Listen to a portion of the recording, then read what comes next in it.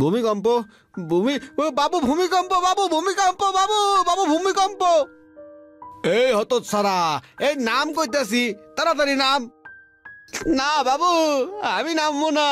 স্বর্গে যাওয়া লাগলে এক লগে যাবো, কিন্তু আপনারা ছাড়া যাবো না বাবু। আপনারে আমি বহুত প্যার করি। আরে বুদ্ধু, আরে ভূমিকম্প না, কে যেন দরজা পিটাচ্ছে, গিয়ে দেখ যা। এ কি, মেজো আর ছোট তোরা? আরে আয় আয় আয়।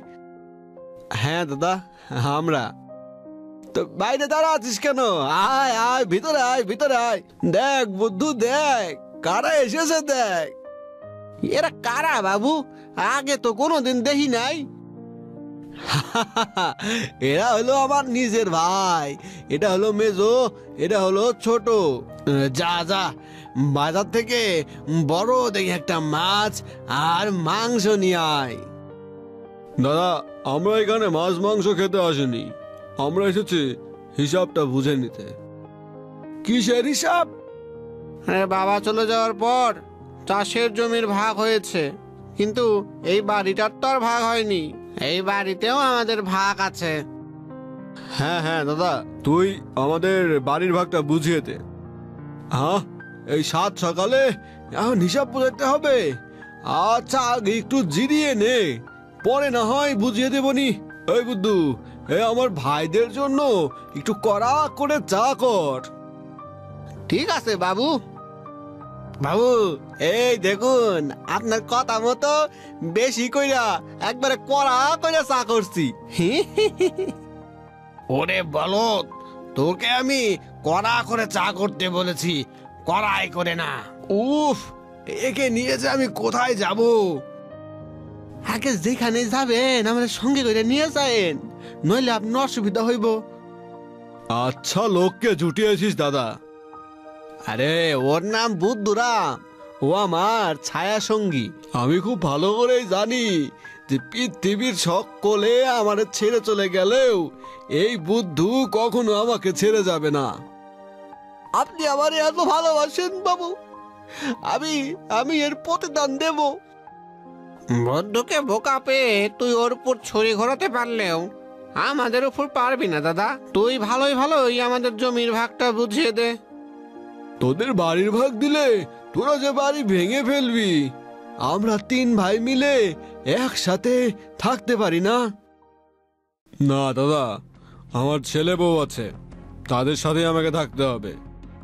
হ্যাঁ, আর আমারও তো সংসার আছে, আমি কিভাবে থাকবো তোর সাথে? আচ্ছা ঠিক আছে, তবে ভাগ বুঝিয়ে দেওয়ার আগে তোদের একটা নীতি কথার গল্প শোনাই, শোন। এক বুড়োর 5টা সন্তান ছিল। সেই 5 ভাইয়ের মত একে অপরের সাথে কোনোদিনই মিলে না। 5 ভাই আলাদা করে যে কাজই করতে চায় তারা সে কাজেই অসফল হয়। তাদের বোঝানোর জন্য বুড়ো একদিন কি করেছিল জানিস? কি করেছিল? বলে নয়, তোদের আমি একদম করেই বুঝাবো। বুদ্ধু, 10টা সোজা দেখে লাঠি আর দড়ি নিয়ে আয়। ধর এই লাঠিগুলো তোরা যখন আলাদা আলাদা থাকবি তখন অন্য কেউ চাইলেই তোদের সহজেই ভেঙে দিতে পারে। বিশ্বাস না হলে তোরা হাতে নিয়ে ভেঙে ভেঙে দেখ।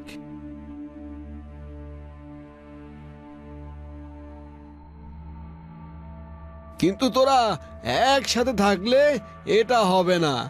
এই দেখ, নে চেষ্টা করে দেখ। নে বুদ্ধুরাম, তুইও চেষ্টা করে দেখ। না না না না, বুদ্ধুরাম এতটা বোকা নয়। এই খারান বাবু, খারান।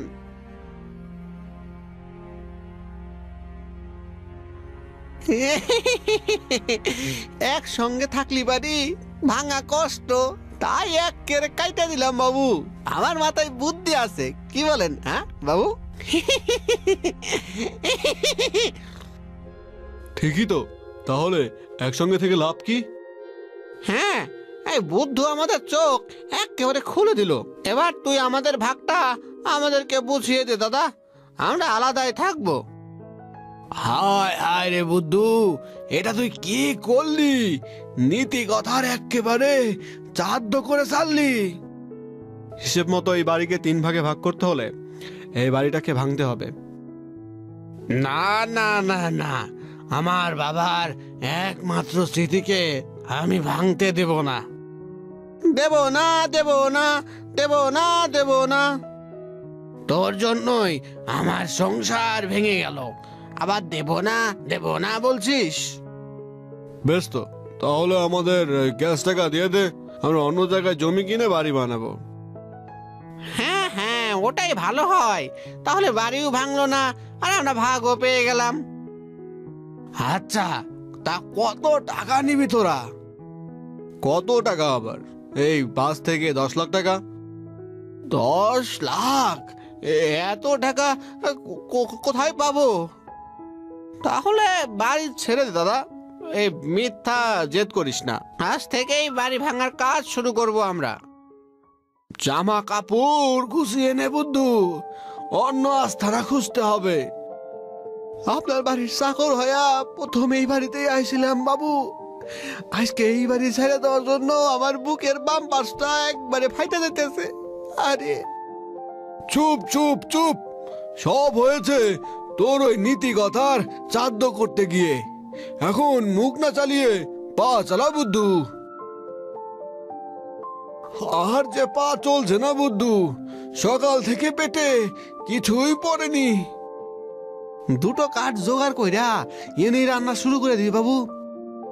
হ্যাঁ ঠিকই বলেছিস, তাই কর তাই কর। তোকে দেখে আমার সেই কাঠুরে আর সোনার পরীর গল্পটা মনে পড়ে গেল বদ্ধু।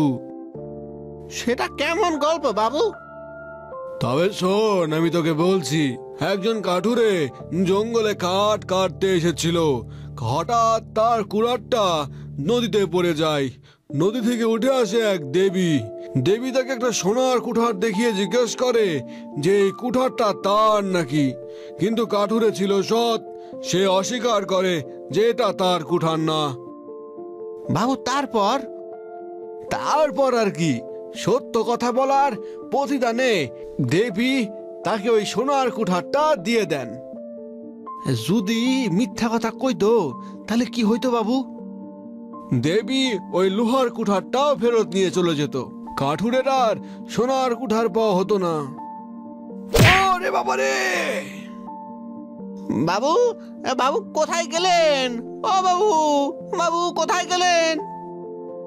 বুদ্ধু, এটা কি তোমার সোনার বাবু? বাবু বলিছে সব সময় সত্য কইবার। না না না, এটা তো আমার সোনার বাবু না। তুমি সত্যবাদী, তাই তোমায় পুরস্কার স্বরূপ আমি তোমায় এই সোনার বাবু দিলাম। পায়েছি পায়েছি, আমি সোনার বাবু পেয়ে গেছি। এই সোনার বাবুর অনেক দাম হবে, 10 লাখ টাকার থেকেও বেশি। বাবুর ভাইরাও টাকা পাওয়া যাবো, তখন বাবুর বাড়ি আর ভাঙা হইব না। এই এই ডিঙ্গাছি গা ডিঙ্গাছি গা। এই বলদ উসবুক, কি দরকার ছিল সত্যবাদী হওয়ার? মিথ্যা বললে তো আমাকে পেতিস। এই চিন্তা করবেন না বাবু, আমি আপনার বাড়ি বাঁচাবোই বাঁচাবো। এই বুদ্ধু বুদ্ধু, আগে আমাকে বাঁচা, পরে আমার বাড়ি বাঁচাস। আমার ভুল হয়েছে বাপু, তোকে আর কোনোদিন আমি নীতি কথার গল্প শোনাবো না। এই দেখো কাণ্ড, এই নীতি কথা মানি চললেও দোষ, আবার না মানি চললেও দোষ। মানে ভালো মানুষের কোনো দামই নাই। দূর দূর দূর, আমার আর ভাল লাগে না। চলেন সোনার বাবু, চলেন আমরা বাড়িতে চলে যাই।